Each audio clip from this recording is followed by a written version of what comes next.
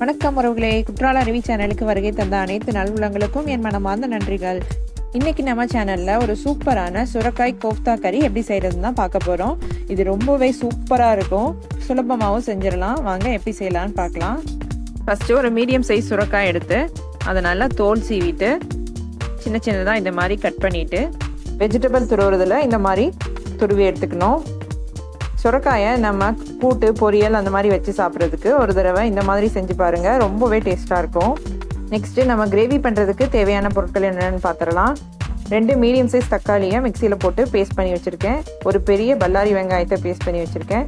கொஞ்சமாக இஞ்சி பூண்டு விழுது, ஒரு 10-15 முந்திரி பருப்பை தண்ணியில் ஊற வச்சு வச்சுருக்கேன். பல்லாரி வெங்காயம் கொஞ்சம் கட் பண்ணி வச்சுருக்கேன், கொஞ்சம் கொத்தமல்லி. இப்போது நம்ம துருவி வச்சுருக்க சுரக்காயில் நிறைய தண்ணி இருக்கும். அந்த தண்ணியெல்லாம் சுத்தமாக பிழிஞ்சு எடுத்துடணும். இந்த மாதிரி கைட்டையும் பிழிஞ்சிக்கலாம். அப்படி இல்லைன்னா ஒரு நல்ல ஒயிட் கிளாத்து இல்லைன்னா ஃபில்ட்ரு வச்சு நல்லா ஃபில்ட்ரு பண்ணிக்கோங்க. சுத்தமாக தண்ணி இருக்கக்கூடாது. தண்ணியாக இருந்ததுன்னா நம்ம கோஃப்தா பண்ணும் போது எண்ணெய் நிறைய குடிச்சிரும். அதனால் சுத்தமாக தண்ணி இல்லாமல் இந்த மாதிரி நல்லா பிழிஞ்சு எடுத்துக்கலாம். இந்த தண்ணியை வேஸ்ட் பண்ண தேவையில்லை. இதை நம்ம கிரேவி பண்ணும் போது யூஸ் பண்ணிக்கலாம். நல்லா பிழிஞ்சு எடுத்தாச்சு. இப்போ 1.5 டீஸ்பூன் இஞ்சி பூண்டு பேஸ்ட்டு சேர்த்துக்கலாம். நம்ம குட்டி குட்டியாக கட் பண்ணி வச்சுருக்க பல்லாரி வெங்காயம் சேர்த்துக்கலாம். கொத்தமல்லியும் சேர்த்துக்கலாம். அடுத்து ஒரு 2 டீஸ்பூன் ஃபுல்லாக பொரிகடலை பவுட்ரு சேர்த்துக்கலாம். 1 டீஸ்பூன் காஷ்மீரி சில்லி பவுடர் சேர்த்துக்கிறேன். இந்த கோஃப்தாக்கு தேவையான அளவு உப்பு, 1/4 டீஸ்பூன் மஞ்சள் தூள் சேர்த்துக்கலாம். இப்போ இது எல்லாத்தையும் சேர்த்து நல்லா மிக்ஸ் பண்ணிக்கலாம். இப்போது இந்த மாதிரி ஒரு மீடியம் சைஸ் பால்ஸாக எல்லாத்தையும் உருட்டி எடுத்துக்கலாம். நம்ம கிரேவிக்கும் உப்பு சேர்ப்போம், அதனால் இதில் உப்பு கம்மியாக சேர்த்துக்கணும். இது மாதிரி எல்லாத்தையும் உருண்டைகளாக உருட்டி எடுத்துக்கலாம்.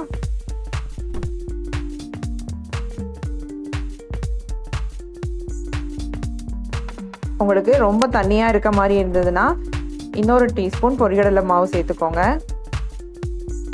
இப்போ நம்ம உருண்டைகள் ரெடி ஆயிடுச்சு. இப்போ ஸ்டவ் ஆன் பண்ணி ஒரு கடாயை வச்சு எண்ணெய் சேர்த்துருக்கேன். எண்ணெய் நல்லா ஹீட் ஆகட்டும். ஆயில் நல்லா ஹீட் ஆனதும் ஸ்டவ்வை சிம்மில் வச்சுட்டு ஒவ்வொரு உருண்டைகளாக சேர்த்துக்கலாம். இந்த சுரக்காய் கோஃப்தா நல்லா கிறிஸ்பியாக வரணும்.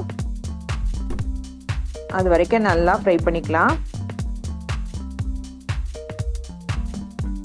இந்த அளவு நல்லா கோல்டன் ப்ரௌன் வர வரைக்கும் ஃப்ரை பண்ணி எடுத்துக்கணும்.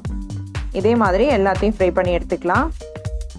இப்போ ஸ்டவ் ஆன் பண்ணி ஒரு கடாய் வச்சு கடாய் ஹீட் ஆனதும் கொஞ்சமாக ஆயில் சேர்த்துருக்கேன். ஆயில் ஹீட் ஆனதும் ஒரு பிரிஞ்சி இலை, ஒரு ஸ்டார் அனீஸு, ஒரு சின்ன துண்டு பட்டை, ஒரு 3 கிராம்பு எடுத்திருக்கேன். 1 டீஸ்பூன் பெருஞ்சீரகம் சேர்த்துக்கிறேன். இந்த மசாலாஸ்லாம் நல்லா பொரிஞ்சதுக்கப்புறம் நம்ம பேஸ்ட் பண்ணி வச்சுருக்கிற வெங்காயத்தை சேர்த்துக்கலாம்.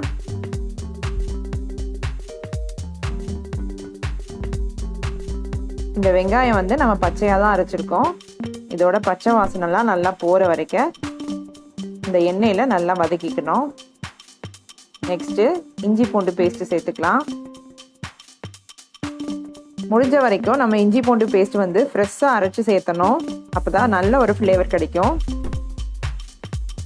நம்ம சேர்த்துருக்க இஞ்சி பூண்டு வெங்காயத்தோட பச்சை வாசனை நல்லா போகணும். அது வரைக்கும் இந்த ஆயிலில் நல்லா ஃப்ரை பண்ணிக்கலாம்.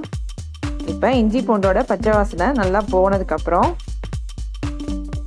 இந்த கிரேவிக்கு தேவையான அளவு உப்பு சேர்த்துக்கலாம். நம்ம கோஃப்தாலையும் உப்பு சேர்த்துருக்கோம், அதனால கம்மியாகவே சேர்த்துக்கலாம். பத்தலைன்னா திருப்பி சேர்த்துக்கலாம். இப்போ நம்ம அரைச்சி வச்சிருக்கிற தக்காளி விழுதை சேர்த்துக்கலாம். தக்காளி விழுது சேர்த்ததுக்கப்புறம் நல்லா வதக்கி விடணும். இப்போ நம்ம மசாலா ஐட்டம்ஸ்லாம் ஒன்றா சேர்க்க ஆரம்பிச்சிடலாம். 1/4 டீஸ்பூன் மஞ்சள் தூள், 1 டீஸ்பூன் கரம் மசாலா தூள், 1 teaspoon Kashmiri chilli powder, 1 teaspoon குழம்பு மசாலா தூள். இதெல்லாம் சேர்த்ததுக்கப்புறம் நல்லா பச்சை வாசனை போகிற வரைக்கும் வதக்கிக்கலாம். இந்த கிரேவியோட மசாலாஸ்லாம் சேர்ந்து நல்லா ஒரு கொதி வந்ததுக்கப்புறம் நம்ம ஃபில்ட்ரு பண்ணி வச்ச சுரக்காய் தண்ணியை சேர்த்துக்கலாம்.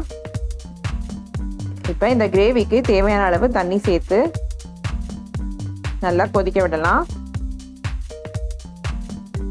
ஒரு 5 நிமிஷம் நல்லா கொதிச்சதுக்கப்புறம் தண்ணியில் ஊற வச்ச முந்திரியை இந்த மாதிரி பேஸ்ட் பண்ணி வச்சுருக்கேன், அதை சேர்த்துக்கலாம். முந்திரி பேஸ்ட் சேர்த்ததுக்கப்புறம் கிரேவி வந்து நல்லா திக்காயிடுச்சு. இப்போ நல்லா ஒரு கொதி வந்ததுக்கப்புறம் கடைசியாக உப்பு காரம் டேஸ்ட் பண்ணிக்கோங்க. இப்போ நம்ம பொரிச்சு வச்சுருந்த சுரக்காய் கோஃப்தாக்களை சேர்த்துடலாம். இந்த சுரக்காய் கோஃப்தா சேர்த்ததுக்கப்புறம் ஒரு 2லேருந்து 5 செகண்ட் வரைக்கும் தான் ஸ்டவ் ஆனில் இருக்கணும். லைட்டாக அந்த கிரேவி வந்து அந்த கோஃப்தா மேலே படுற மாதிரி லைட்டாக திருப்பி விட்டுட்டு ஸ்டவ்வை ஆஃப் பண்ணிடணும். கோஃப்தா வந்து ரொம்பவே சாஃப்டாக இருக்கும், அதனால் ஸ்டவ்வை ஆஃப் பண்ணிவிட்டு கூட நம்ம சாப்பிடும் போது கூட சேர்த்துக்கலாம். கடைசியாக கொஞ்சமாக கொத்தமல்லி துவிக்கிறேன். ஒரு டீஸ்பூன் ஃப்ரெஷ் க்ரீம் சேர்த்துக்கலாம். அவ்வளோதான், நம்மளோட சூப்பரான சுரக்காய் கோஃப்தா கறி ரெடி. இந்த வீடியோ உங்களுக்கு பிடிச்சிருந்ததுன்னா லைக் பண்ணுங்கள், ஷேர் பண்ணுங்கள், சப்ஸ்கிரைப் பண்ணுங்கள். நன்றி, வணக்கம்.